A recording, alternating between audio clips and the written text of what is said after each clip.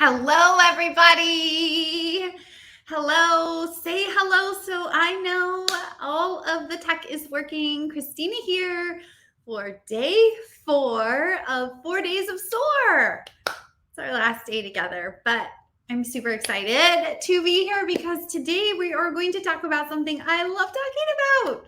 I love talking about it all, but say hello if you're here. Tell me hello.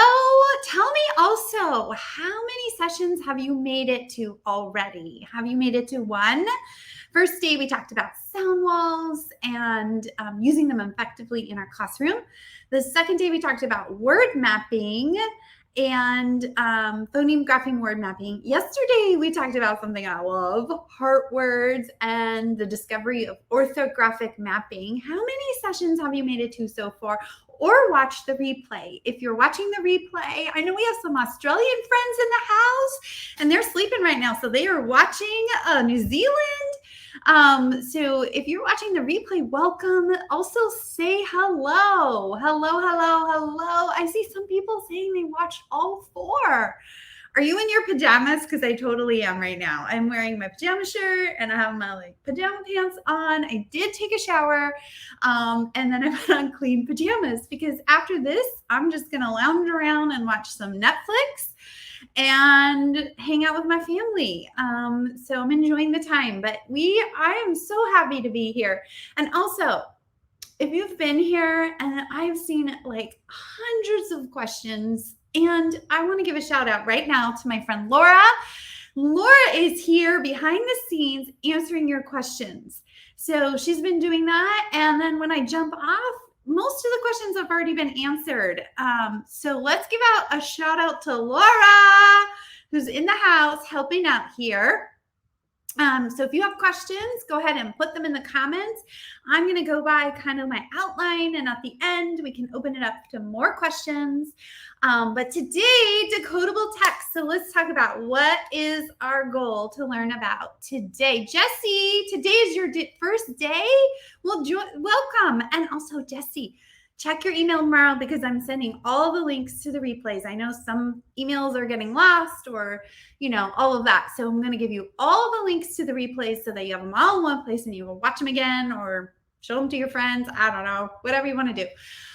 Okay, decodable text today. We are talking about, our goal today is we're going to talk about choosing and using decodable text. We're talking about the benefits for using decodable text. How to choose high quality decodable text because, spoiler, not all decodables are equal. And then I'm going to show you some explicit lesson routines, like what you can do with your students before you read, after, during your reading, and then after your reading. And of course, I have some giveaways planned. So we'll do 3 giveaways today. I put in my outline because yesterday I forgot till the end. So I put a little note in my outline. So hopefully I will remember the giveaways. Otherwise, just pop it in there. I don't know, nudge me.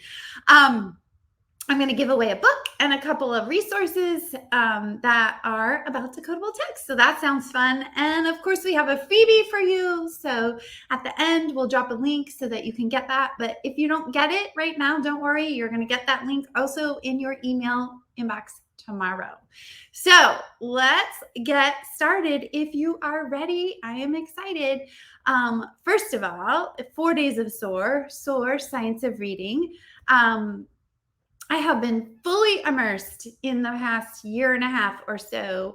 And if you don't know me, or I'll just recap really quickly because I see a lot of repeat friends here, but I am currently not in the classroom. I stepped away the year before COVID.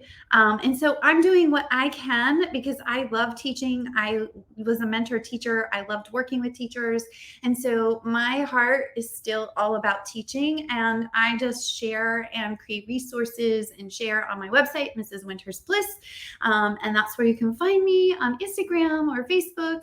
Also, if you're not in my Facebook group, First Grade Bliss, after this is over, join us, First Grade Bliss, because we have lots of talkings and we can talk more about all of these sessions in there as well. So join us there if you're not already there. But That's who I am. I taught for 21 years, mostly first grade, but I was a balanced literacy teacher. I didn't know. So if you don't know, if you didn't have the tools, remember, you now are learning and you know better, you're going to do better. And again, I'm impressed. We have a lot of people joining us here again live, and this is your break. You more than deserve this break. And here you are, dedicated to your students, trying to learn more. So give yourself a hug and eat an extra cookie. Stay in your jammies for the entire break. Do whatever feels right for you, but you deserve it. So with that, I wanted to share with you, and I feel like Wiley Blevins, maybe we should be best friends because I talk about him a lot. He doesn't know me. I don't get paid for talking about his books, but I feel like his next book he should send me or something like that. But a lot of what I'm going to talk about today is from his work. Wiley Blevins, he's a lead researcher, professor, aligned with science of reading, and he especially works on phonics, phonics, or the word recognition strand of reading. And so this book is really great. I shared before, it just has a lot of applicable, you can learn things, but then like right away what you're going to do to implement some of the things he's talking about. And what he talks about in this book is 7 ingredients for success when teaching phonics. So I'm going to be talking from this book. And then this book is pretty new, Choosing and Using Decodable Texts. So he kind of surfaces it about decodable or controlled text here. And then he goes in deeper in this book. Actually, I'm going to give one of these away today. So what I wanted to say, though, before we talk more about his book, is that if you have been reading or if you visited my blog, I linked out to an article that's called The 5 Essential Principles of Quality Instruction. It's such a good article, but it's all based on science of reading. Who's the one who wrote that book from the article? She is from, it's on my website. I can't remember. But basically, the article states the 5 things that we need to be thinking about when we're teaching phonics and word recognition if we're aligning to a structured literacy approach. Let's go back a little bit. If you've been here for the past few days, remember, reading is not a natural thing. Our brains are not naturally hardwired for reading. There's 4 parts of the brain that have to work together. And actually, we have to do things to help our brains kind of build those neural pathways so that students can become skilled readers. And so if we kind of think of these quality principles of quality instruction, that's going to kind of give us a roadmap to do that. So the first quality really quickly, instruction has to be explicit. I know I've said that already this week, but you have to be explicit with your students. You have to be clear. You have to be intentional on what you're teaching. Again, the teacher is taking, as you're introducing something, the teacher's taking the center stage and they are leading students. They're offering some guided practice, and you're decreasing the level of support. That's the I do, me as the teacher, we do, and then the you do model, that gradual release of responsibility. So that's explicit. Now, I worked at a school where they made us write I can or we can. I'd love to know what the research says about that. I never found it effective. Maybe you have found ways to make that effective for your students. I don't know. Maybe if that helps you, I don't know. I don't know if there's any research that says putting the objective on the board, but knowing your objective very essential. Okay. And the second principle, we're going to always know that our instruction has to be systematic. Okay. Our skills are taught and practiced using a research-based scope and sequence. The activities start from simple to complex. They build upon each other. And our students, when we're talking about decodable texts, our students aren't asked to read anything that they haven't first been taught. We're not just throwing a bunch of words out them for them to guess and all of that. We're very intentional about the words that they're giving, what we've already taught them. If we're always systematic, then there's just nothing left for chance for our students. Of course, we know that instruction has to be engaging, and we need to say to our students like this, we're learning these phonics skills because we are learning to read, and this is going to help us to decode words. And when we decode words, we can read fluently. When we read fluently, we can, so we're giving them a purpose and we're supporting their success. We're making it relevant to their lives. We're keeping them engaged and motivated. Some teachers, and I was one of them, who sometimes felt like, decodable texts, they're boring. You know what? I hear over and over, and I did use a lot of decodable texts, usually with my lower level students. But they loved it. You know why they loved it? Because they could read. They knew they were reading. They were motivated to read. So they would pick up that book over and over and over again because they felt the success. They were motivated, right?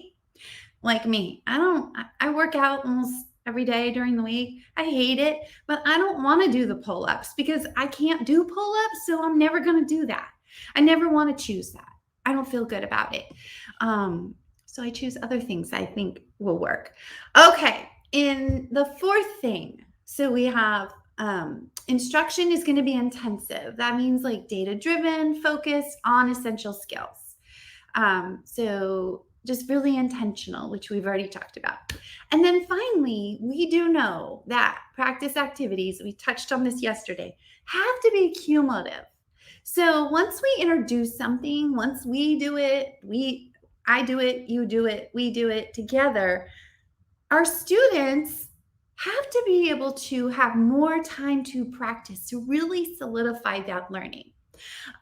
In his book, Wiley Blevins, one of the big thing he says over and over in his book, because that is why he has 7 ingredients, which I'm going to share with you in just a minute. One of the things that he talks about is that he reminds us students need 4 to 6 weeks for new learning. Something new, a new skill, as you're systematically and purposely teaching them, some students are going to need 4 to 6 weeks. And so we have to give them more opportunities to learn that. And he talks about ways to do that in his book. So let's talk a little bit about his book here. So if you don't have it, again, I'm not getting paid. I'm just offering ideas. It's an easy reading book, meaning it's not heavy. Like you can read it pretty easily. The chapters are nicely written, but I guess what I'm saying is when you're reading it, you can really see how this translates to your classroom. So the 7 essential skills for strong phonics instruction. 1, readiness. We know, we've talked about all week, that phonemic awareness and alphabet recognition is the foundation. If our students don't have those skills, the reading readiness skills, then they're not going to be skilled readers, right? Yeah, Sherry, Phonics A to Z, I have that book. It's really good as well. Second, a strong scope and sequence. We're starting again, easy to complex. And we're also being intentional about separating confusing letters. For example, in my first grade classroom, a lot of students had a really difficult time with the short E sound and the short I sound. So those 2 sound patterns that we worked on, I would always separate them. I might teach like E and then short O and then short I, and really give them multiple opportunities because those are often confused. I would spend some time. So we're going to separate confusing things. We're starting easy and building up to more complex. It's just thinking of a staircase. The next key to success he talks about is blending. And today we'll talk about blending lines, which is a strategy that he suggests to help students get ready in the before part of reading. So in small group reading or whole group reading with decodable texts, we want to give them opportunities to blend words. You need to do frequent modeling and practice for students to be proficient at blending. Dictation. I love dictation. Students love dictation as well. It's guided spelling exercises. Again, these are covered deeply in his book. But I also have a ton of articles about each of these on my website, Mrs. Winter's Bliss. So if you want the short version, you can go there. You might want to read more and get his book if you're interested. But dictation is really just guided spelling, and it's an opportunity for teachers to think aloud. It's an opportunity for students to model, or for you to model, and then for them to transfer their phonics skills to their writing. That's what dictation is all about. And then word awareness activities. Students love these. These are things like word chains, word ladders, word sorts, but it's kind of like the hands-on. And then also making sure to have conversations. So if you're asking students to sort words, so you have words with long A, and then you have an AY and AI, and you have them in groups, and then you say a word, and you say, friends, I want you to write the word pale, and they write pale, and they write it on the side with the AI. How did you know you were going to spell pale with the AI? These are conversations, and then the students are going to raise their hand because you've explicitly taught this, and they're going to say, Miss Winter, it's a vowel team, and we hear the A in the middle of the word. So I knew it couldn't be AY. It has to be AI, right? So you're having those conversations, which deepens their learning. And that's our goal. And then high frequency words. Yesterday, we talked about the heart word method and how we are going to map out words, because most words only have one irregular part.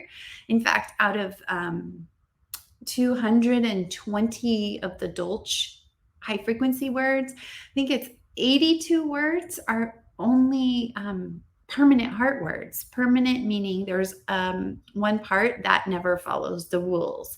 So we're going to map out words, and then our students are going to know those words. We're not going to do that rote memorization method anymore. If you missed yesterday's, check it out. Okay. And then finally, number 7, which is why we are here today. Wiley Blevins says that the other ingredient for success for our students when we're teaching phonics is reading connected text. That's controlled, decodable text, which gives our students authentic reading experience. We want it to be authentic. And gives them opportunity to apply what they've been explicitly taught during your phonics lessons. That is the goal. That is the goal for our students, is that our goal is that they're proficient readers or skilled readers, right? So phonics is a segue. It's part of Scarborough's reading rope, or the simple view of reading, if you've read up on any of that. But it's part of it that works together with the language comprehension skills that helps build skilled readers. Okay, so I've just talked a lot. Now I have in my note that we're going to do a giveaway. So I'm going to talk about this book in just a minute, but this is also by our friend Wiley Blevins. So let's do a giveaway, and let's talk about, let's do a question. Tell me just one thing if you've been here this week, or if you haven't been here this week, put something you want to learn in the comments. What's one thing? It doesn't have to be like a paragraph, just like a sentence or a couple of words, something new you learned, or something that made you say, aha, or I don't know, just put anything in the comments and tell me something that kind of like struck you. And then we're going to mail out this book. I'm going to order it on Amazon and get it sent right out to you. So let's see. We have some friends popping in there. Tell me. Lots of friends. Heart words, blending lines, science of reading. Hooray, hooray. Teresa, I'm so glad you're here and learning about the science of reading. An easy way to make your heart routine was, the temporary heart words. Decodable text, using sound laws. Oh my gosh. Awesome, awesome. Okay, I'm going to give 10 more seconds. So everyone has a chance. Awesome. Thank you so much for all of that. I'm going to look at that closely, but for now, I'm just going to scroll through because that's to me fair. And I'm going to scroll through and I'm going to stop on this one. It says, Sharon says that our phonics program, Funcations, maybe Foundations, helps with the science of reading. Okay, Sharon, so you get to be the winner. You're going to, when we're finished, hello@mrswintersbliss.com. You're going to email me and say, I won the book. And I'm going to order it on Amazon. Give me your address that you want me to send it, your home address or your school address, wherever you feel comfortable. So Sharon, thank you so much for sharing. I can't wait. Oh, someone says how to set up their sound wall using mirrors, learning about mapping. I love it. Awesome, awesome. Okay, we did our giveaway. Okay, so what is decodable text? I think you might kind of already know, but decodable text is the structured literacy approach, the type of text that we should be giving our students. Decodable text could be a story, a book, a poem, a passage, but the important part about it is, if we go back to everything we've just learned, that it's controlled and it's systematic and it's based on what we've taught, the phonics skills that we've taught up until that point of our scope and sequence. And there's a strong emphasis, so our decodable text should have a strong emphasis on the new target skill, the new learning, which is going to give our friends a lot of practice, that cumulative practice that they need. Okay, so it's not going to probably be great literature. We still want our teachers to be teaching at a different part of the day. Because using controlled text is part of that. You know, we just said the 7 ingredients for phonics.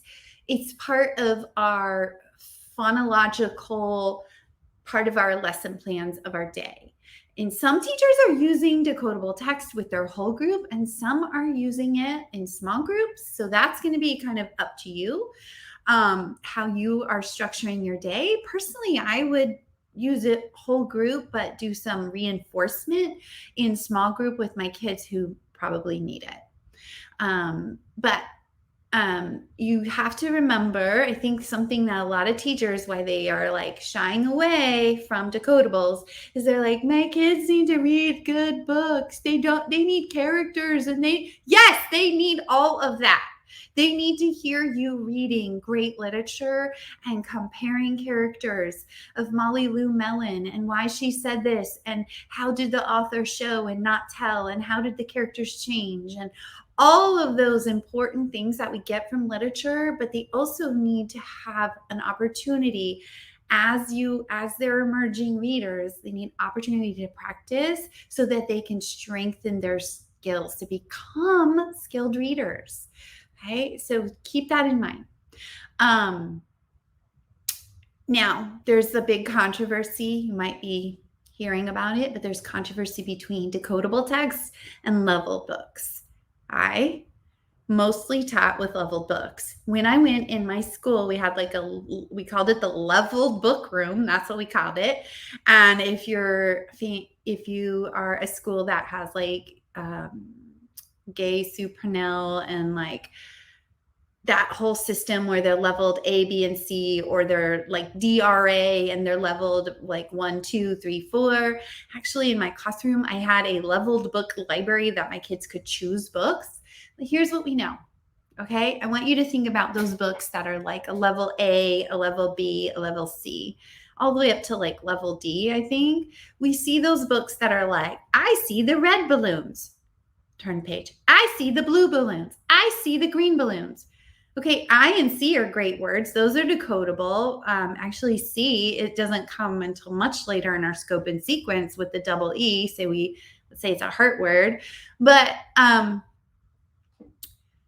like, what are our kids really learning? Do they even know like balloons? Like, can they read that out of context? If they had no pictures, are they going to be able to read the word balloon with the ooh sound? That's a very advanced skill. They're reading the pictures. So when those pictures are gone, and I don't have time to go deep into this, but here is the reasoning, the research. If we are teaching our students to use the 3 cueing system, if they're relying on pictures, when they get to 3rd grade and now there are no more pictures and they have holes and they don't have enough skills, that's where they start to plummet. So we want to teach our kids, we want to teach them attend to the print, attend to the writing, attend to the words, attack the words. And that is what Decodable Text will do. Our kids are always going to be attending to the words. If they see, I bet you have this book. The apple is red. The grapes are green. The orange is orange. The banana is yellow. Can you think of that? Is so many skills. Like, yeah, our kids are probably reading that because they're reading the picture and they're learning that predictive sentence. I did that for many, many years. And my kids, I thought they were reading. So there's a lot of people who still want to hang on to those leveled text. We know from research, if you're following the research, that is what is best for all children. Decodable text is what is best for all children. Okay, so now how are we going to choose high quality decodables? How are we going to do that? Well, in this book, Wiley Blevins talks a lot about the research. The Becoming a Nation of Readers is one of the research. It's a government document. But he reminds us that not all decodables are created equal, which I already hinted at earlier. He says when we are picking decodable books, things that we need to look out for 3 things. So this is where you can go back to your school site and see if you have decodables, or when you're looking at purchasing, or if you're buying decodables on your own, we want to be looking out for 3 things. The 3 things: comprehensive is number 1. Does it make sense? Is it natural sounding? Is it how a proficient speaker of English would speak? Because I have seen a lot of like decodables that are like silly tongue twisters because they're trying to get in all those decodable words, right? Is it instructive? Is his second point. Is it only including previously taught decodable words? Is it also targeting the skill that you are working on? Instructive. So we have comprehensive and instructive. And then the third thing, is it engaging? Will your students want to read this again and again? Because when they read it again and again, they're going to develop fluency. It's going to be meaty enough that they're going to want to write about it. They're going to want to talk about it, all of that. So those are the 3 things that he really explains to us in his book. Some of the issues that he's finding, and he's working on a set of decodables. I think he should send them to me. But he doesn't have any, I think he's worked with Scholastic is what I notice from my research, but he is actually working right now on writing a whole set of decodables. But he says that these are the issues that he's finding with the research and working with students, that many decodables are focusing or using low utility words. And what that means is so say you're working on the short U sound, and so in the book it says, I can lug the cat with the rug. That's completely decodable. That's great. But what kid's using the word lug? Like, it's not a high utility word. It's not a word that is going to transfer into our students' natural language. Put it in the vat. I had that when we had, I think it was Hoot Mifflin readers. They had some book that had like the word vat. And my kids were always like, what's a vat? And it's just like a cauldron, which maybe you knew that already, but I didn't. And then also another problem is that they're using like non-standard English structure. Ooh, right? Like the pup did run at Kit. That's not how we speak. We already said like using nonsensical sentences, using tongue twisters, kind of that's like a less high quality. And then using like these odd names, like Ben had Mem. I don't know anyone named Mem. So, we're trying, the authors are trying to put these names in there and make them decodable, maybe make them work, but it's just kind of like not really relevant to our friends. So, when there are these kind of issues, it makes meaning hard to figure out for our students. And meaning is the reason why they're reading. It kind of muddies up the water for them. So our goal for using Decodables is giving our students, again, ample practice of the new skills while reading the text and gain meaning from what they're reading. And benefits of using decodable text. So we've kind of already talked about that, but it gives our students so many opportunities to practice the skills that we're explicitly teaching in a connected text. And the research says, I pulled this quote from his book, but the research says that, in fact, children progress much faster in phonics applying the skills to authentic learning rather than the drill and kill activities. So when you're using decodable text, they progress much faster. And we're seeing that's where the learning really sticks for these kids. Also, it forces, going back to the whole discussion about leveled readers versus decodables, it forces our students to practice their decoding skills. Remember, blending was one of the key success ingredients. So blending and decoding while reading rather than like guessing or relying on pictures. It forces them to attend to the words, to attend to word recognition or word study, word attack skills. And finally, it builds, I can think of my favorite students were always my friends who needed extra, whether it be social, emotional, or academic. And those students, when they were reading those decodable books, the confidence, like they just felt so happy. So even when they asked them to partner up with another friend, and even if that friend was a much higher reader than them, they still were so proud of themselves that they wanted to read. And if you're like me, and if you're like all the other children, like your motivation is increasing as you become more proficient, your motivation to do more and work harder.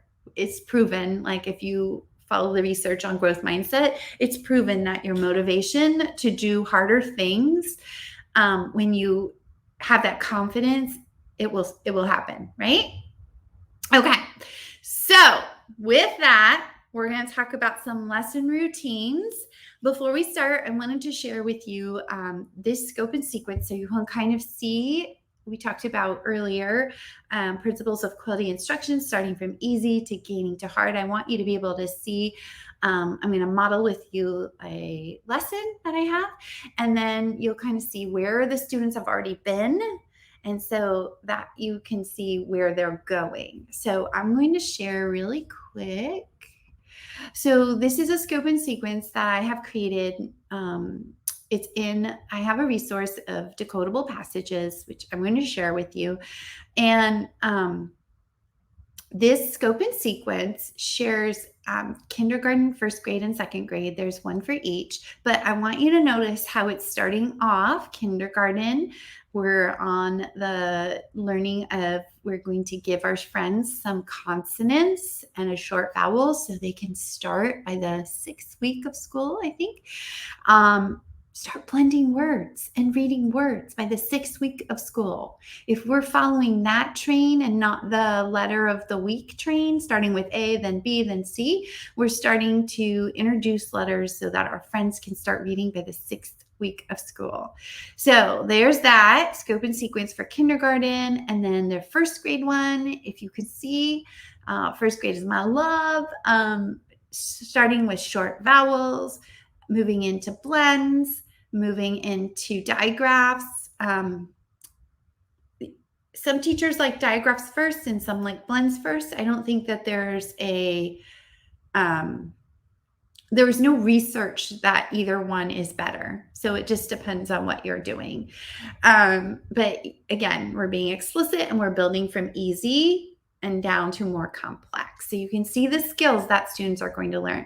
My guess is that if you teach 1st grade, you're probably moving into long vowels at this point of the year, but you can see later in the year, we'll work on R controlled and diphthongs and variant vowels and things like that.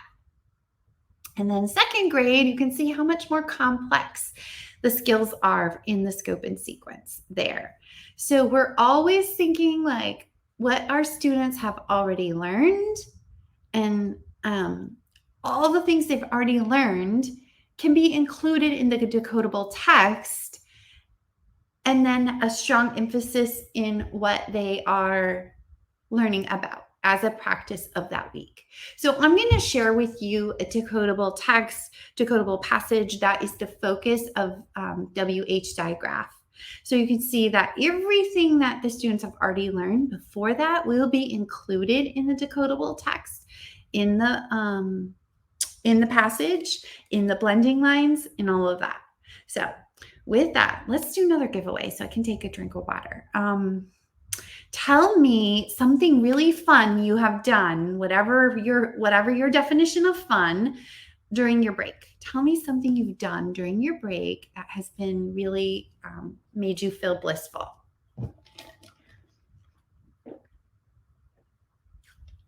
Thank you all for sharing. I see someone talking about other books they like. Zaner Blossom Super Kids. Zaner Blossom is the one I was trying to think of that wrote that article. Oh, tell me something good. Last night, my family and I, after we jumped off this, we sat for 7 hours, I think, and we watched, it was called Mayor of Easton. It was on Amazon Prime. I had to buy it.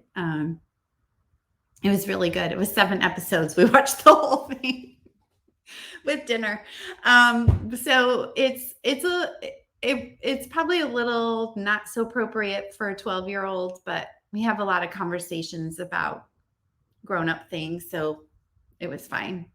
But if you have little kids, it's not probably there. It's a murder mystery thriller, which is my genre of choice. So all of these fun things that you are doing, actually sit and eat lunch in peace. Yes, homemade noodles, watching movies. It's a great series, Netflix. I want to know what the great series is. I'm going to come back and look at that. You made centers. Oh, I know I say rest, but that is what I like to do during my break too. Harry Potter marathon. Drove around looking at Christmas lights. Seeing your family. Yes, I saw my family for the first time since 2019. I went to California playing with a bubble blaster. Oh gosh, somebody sat as a family and watched the movie Elf in honor of a friend. It was her favorite Christmas movie, canceled. Oh, family games, Monopoly, made cookies, playing cast. Oh, working on your national boards. Yes. Gosh, see, teachers never get a break. I'm glad you're here, but we need to take a break. So I hope you're wearing your pajamas. All right, lots of good ones. So I am going to give away a set of my decodable passages, which I am sharing with you, part of the scope and sequence. Took your kids tubing, and I'm just going to flip through, and it stopped on, I can't read who that, Shauna. Shauna took a lot of naps. Shauna, that is so awesome. Jonna, you're going to email me hello@mrswintersbliss.com and say I won the decodable passages, and I will send those out to you. All right. So now we are going to talk about what our lesson routine is going to look like. Now that we know all the research and why we're going to do it and how to choose high quality decodables, now what are we going to do once we do have those decodables? And I'm going to model using my resource that I have created, Decodable Passages, which if you've been here all week, you know that I want to spoil you. I know that teachers need resources. I know that you're being asked to do the incredible things. It's crazy to me that they're saying, like, I want you to have a sound wall in your room, but we're not going to buy you a sound wall. So I want to spoil you. I'm going to offer this resource at 40% off, which is a steal. You can't get it at any TPT sale or anything like that. But I want to offer this to you if it is something that you need. So I'm going to give a couple away as well. Okay, so high impact activities that we're going to do before and during and after when we are using these decodables with our students. So before, we're going to work for about 8 minutes to prepare our students for actually reading. Again, you're taking that target skill. So that picture is so tiny. I can't really read what it says.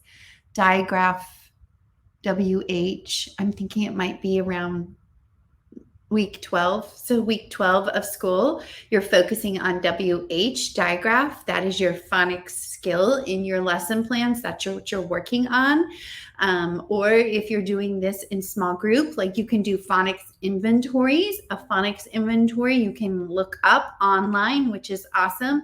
It's called Core Phonics Inventory. If you Google that, you will get the PDF that you can print out, and you can do like the skills. If you have a program, then you might already have an inventory that you use. But if you're on this week, this skill that you're working on, you're going to, for 8 minutes, you're going to prepare your students for reading. You're going to explicitly teach the new skill or introduce the new skill. This week, friends, I'm going to take this down. Friends, this week we are working on, and this is all in this lesson plan. So every one of my phonics passages, there are 60 of them, has an explicit lesson plan for the teacher. And it follows the same routine so that, it's easy. It's just print and teach, right? Today we are going to learn the wh sound as in whale. The wh sound in this passage is spelled with the letters WH. Can you think of any other words that have the wh sound? So I'm saying exactly what I want my students to learn. Then I'm going to introduce some decodable words to my friends. When, whack, and which. Those words are going to be in the text that they're going to be reading. Those are the new words that will be in the text. But I've explicitly said what we're going to learn, kind of practice it really quick together, and then we're going to use blending lines. And this is right from Wiley Blevins' work. He talks about, remember, blending was one of the key ingredients for success. And that's because, he's done all the research, he's worked with students, different types of students, but students need opportunities for blending. And that goes back to phonemic awareness, right? So we're going to use these blending lines, and I'm going to pop it up on the screen so you can look at it. But this is what it would look like for your students if you print it out. You don't have to print it out, but man, your friends would really like it. If I printed it out and I was working on it with my students, first of all, remember, I'm going to teach first. So I would likely not give them anything because, when you give something to a kid, they're not paying attention to you.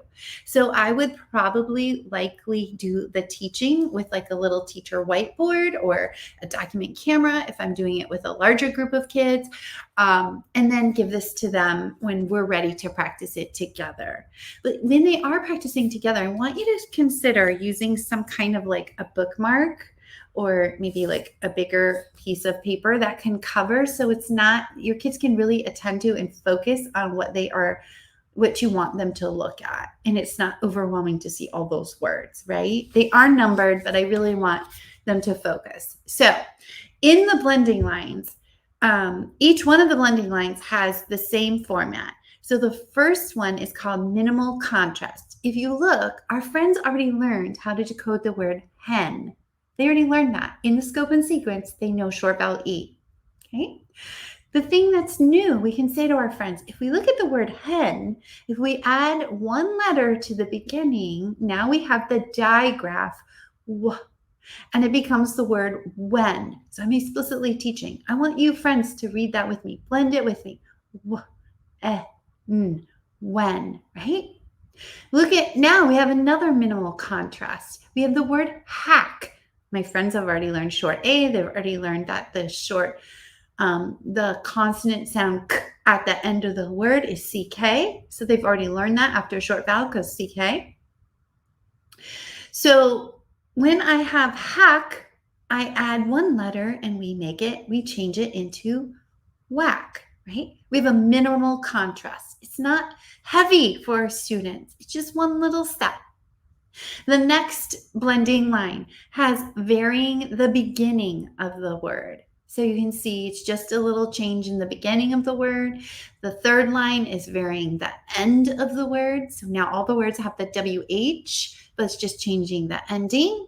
So it's more controlled. We have it controlled. We have a mixed set on row 4 or line number 4. And we don't have to do all of these lines. We can do some of them. You can use them. You can do some today, and you can do some tomorrow. You can do all of this today and not even read the decodable for tomorrow. But once you get in the routine, you can go through this pretty quickly, right? Line 5 and 6 are previously learned. So we're now giving an opportunity. Last time we learned about ending blends or beginning blends like glass or swim, or catch is the TCH, that ch sound at the end, the digraph they've already learned. So we have some review, and row 7 is a challenge. So again, that's, you're giving the students who are ready for a challenge an opportunity. So you have some differentiation there. And then we have 2 sentences that come right from the passage. We have some text that comes right from the passage. So they're warming up and they're getting ready to read. Okay, so that is his, in my resource, I have a lot more information that goes deeper into blending lines and what he says. Again, his book really talks about it, but we want to give our friends the time to practice. And again, the minimal contrast is really where our friends can make peace of it, because they've already learned hen, and then we just add the WH. Look what happens when we add W, becomes when. Okay, so that's the before.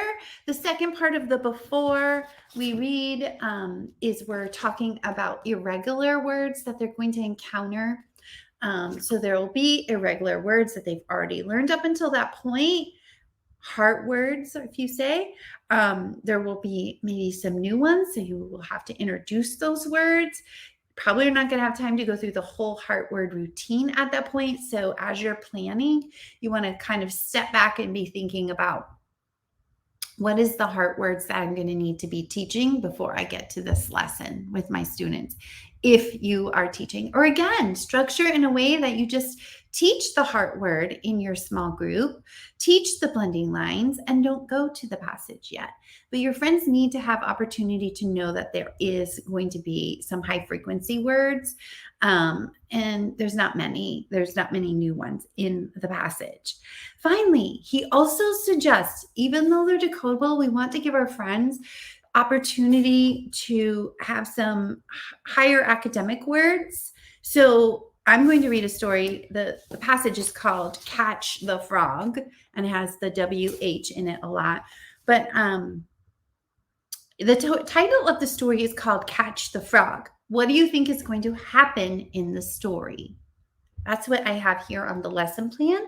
So we are having preview and predict time, but we also want to incorporate a higher academic word. So I have this in the lesson plan, worried, because in the story, one of the characters was worried. This word is never in the text, but the idea of being worried, the kids can kind of make that inference or that understanding, and you can come back to that at the end, talking about how they were worried. And you just quickly, again, it's like 30 seconds. Worried means to be anxious or concerned about a situation. Here's an example. Jack was worried that he didn't study and he would fail the test. Is there any time that you have ever been worried? So we've done all of the pre-work with our students. We're getting them ready to read. We're preparing them. We're front-loading. That is what one of the things that Wiley Blevins talks about, is that these blending lines are really good for front-loading them, so that when they get to the actual text, that they're ready. They're ready to zoom off, right?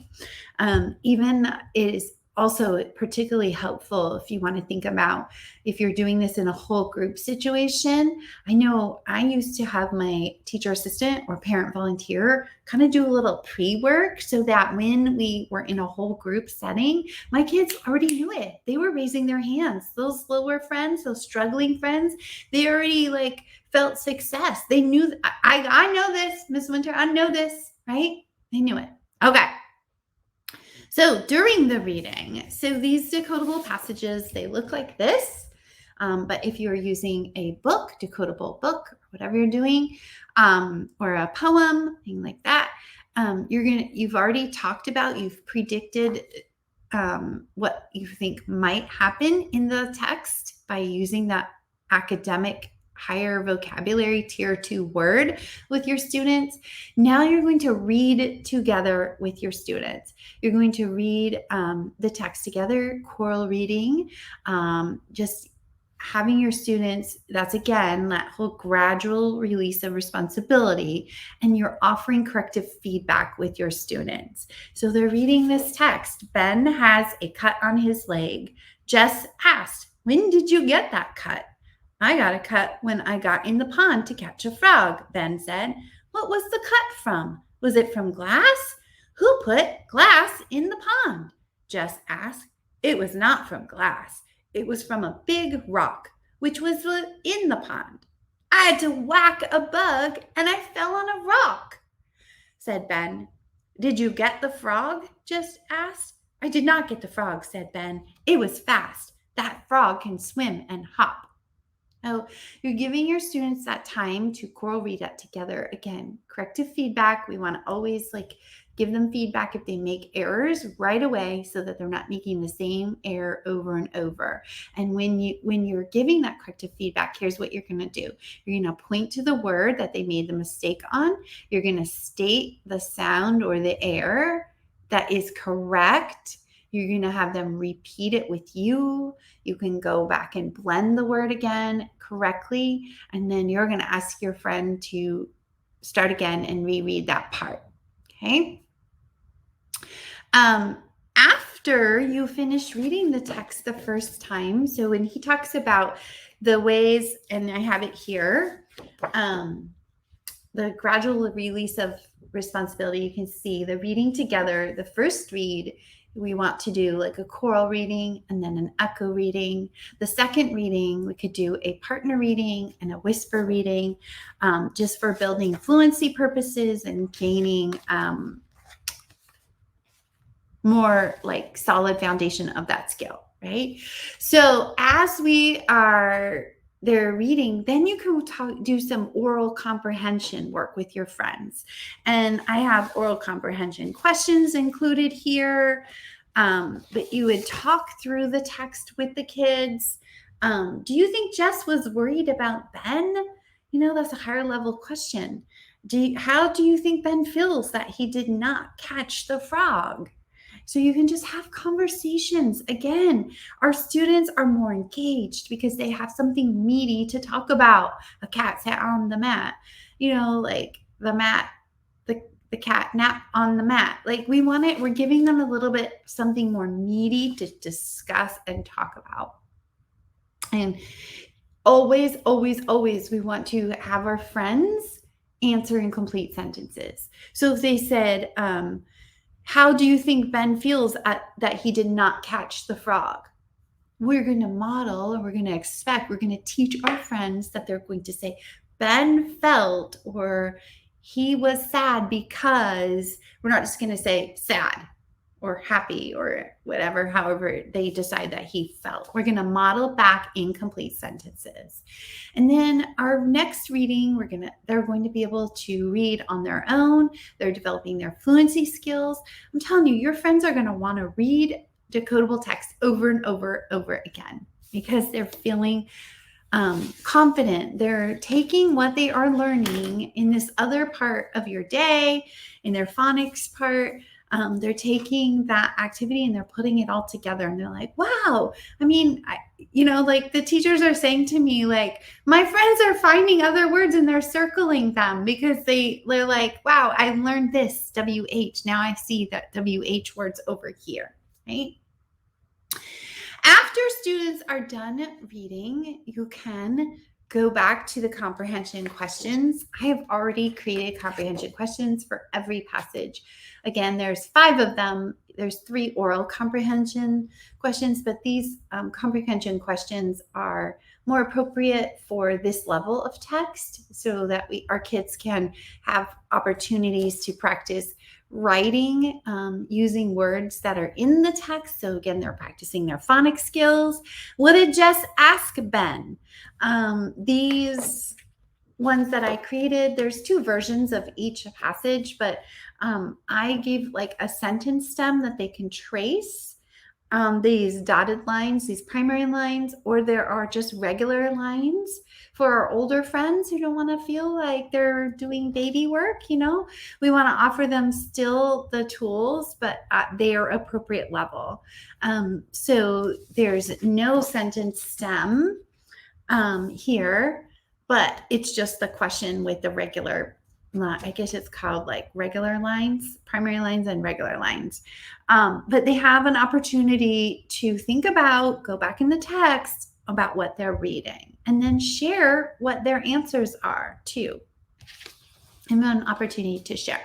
So what you would like, what I would do, I would highly suggest whatever place that you have for your students to keep their books. Do you have a book box?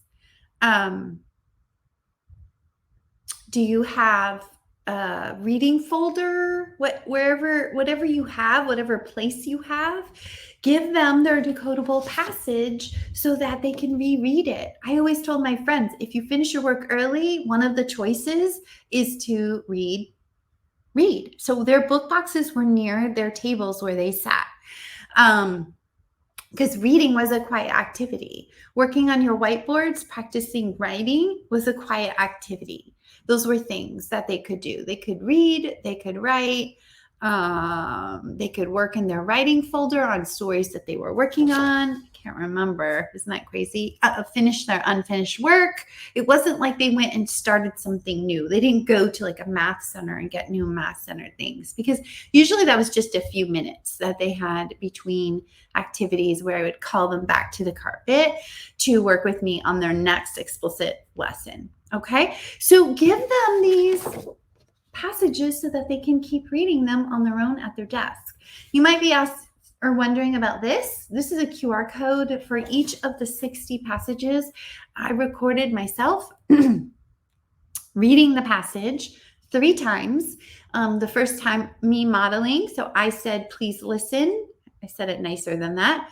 I said, I'm going to read while you use your smart reading finger and point to the words. The second time, I said, echo read. The third time, I did read with me, so that the kids had opportunity. Again, differentiation. You can have your more struggling students have an opportunity to get that scaffold of support. They could take it home and they could read it at home because they have that model here for them. So that's a little QR code that I've included as well.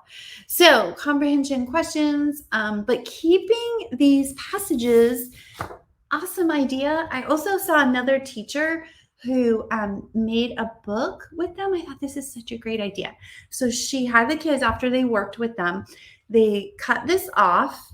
And then they also, which you could also put these in your book box or your reading folder or your Ziploc bag, whatever you have where your kids keep their reading supplies. But she had them she had them put them in a little folder. I'm thinking in my head, if you had an easy way, because if you have a folder, you're going to have to like hole punch and all of that. An easy way is cut it. Get one of those composition notebooks or those spiral binders and have your kids put a little glue stick and make like an interactive notebook where they could just flip through and they could read. Oh my gosh, wouldn't they just love that? They would totally love that. But yeah, I thought that was a great idea that she had them just cut it off. I put the dotted line there because I thought you might want to have them fold it just to focus on the text, right? And then finally, these passages I've also included because Wiley Blevins says that we should include an extension for them to do some writing. So this would be, I would probably use this on the second, third day after you're going back and reading the text again. Because the first day they're circling the words. You probably already noticed that. And then reading. And then the second day, they're underlining the words with the WH digraph. They're taking turns reading with a partner or whatever your students are ready for. And then after reading, what happened when Ben tries to catch the frog? Again, we have the dotted lines or no dotted line version. When Ben tries to catch the frog, and then they're going to explain in their own words. They're getting an opportunity to write connected to what they are reading, right? All those skills that you get to work on with writing. So those are all of the ideas, but thinking about the before and during and after, that you're giving the levels of support to your students and you're not just giving it to them one time, but doing multiple times so that you're working on building fluency and using that controlled text that they need to practice. Okay. And let's do giveaway, because this bundle includes what I showed you already. So we already have one winner of the bundle, but this bundle includes 60 passages with the teacher lesson plans. You're ready to print and go. You can just make like a cute teacher binder. I've given you that. It includes all of these blending lines for you to print or just project on your board. It includes 2 versions, like I said, of this. The passages that you can print for your students with the primary lines or the regular lines. But who's going to win that? So we're going to give that the lesson plans, activities, and the audio, the write and retell, but you're going to give your students the tools that they need for that explicit practice. So let's see, something we already talked about. Let's see. Are you the kind of person who, tell us in the comments, because I'm dreading this. I'm dreading taking away all my holiday decorations. So are you the person who's already got it cleaned up and put away? Or are you dreading it like me? Because I'm probably just going to sit and watch Netflix today, honestly. I'm already in my pajamas. So, I mean, if you're in your pajamas, look, then I think you should just like hang out on the couch with some snacks. So are you the kind of person who wants to win the bundle of 60 passages that is going to give you. Oh, Susan's already done with 4 checks. Okay, Susan. Some people are, oh, Gio, you're my girl. You're dreading it. You keep yours up till January 9th. Oh, you guys, holiday stuff stays up until New Year's. Cleaned up and put away. Awesome. Cleaned up. Who wants to come over? I'm in near Raleigh, North Carolina. If anyone wants to come over. Laura, do you clean up? Are you cleaned up already, Laura? My little friend who's helping me today. Who is already cleaned up? Okay, all these people. I love the lights on the dark night, so I leave them. My husband complains. That's funny. They're always complaining. Dreading it, Debbie. Okay, let's do a scroll so that we can pick a winner to win, but everybody's a winner because they're 40% off. So if you want, we'll drop that link to the Decodable Passage bundle. If you want to grab it, 40% off. But right now I am scrolling. Oh goodness, this is a long one. Let's see what she says. Oh, that's Laura. Okay, Laura. You're not the winner, Laura. Okay, let's scroll again. All right.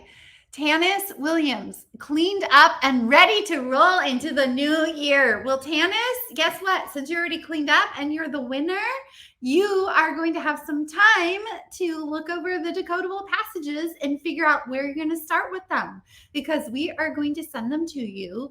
Email me. I am a winner for decodable passages. hello@mrswintersbliss.com. You are the winner.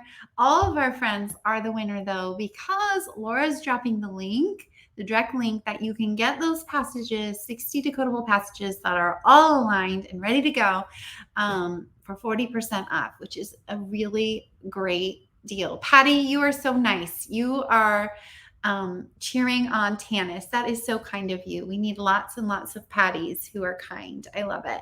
I love all the kind comments that you're writing. I have enjoyed being with you this week.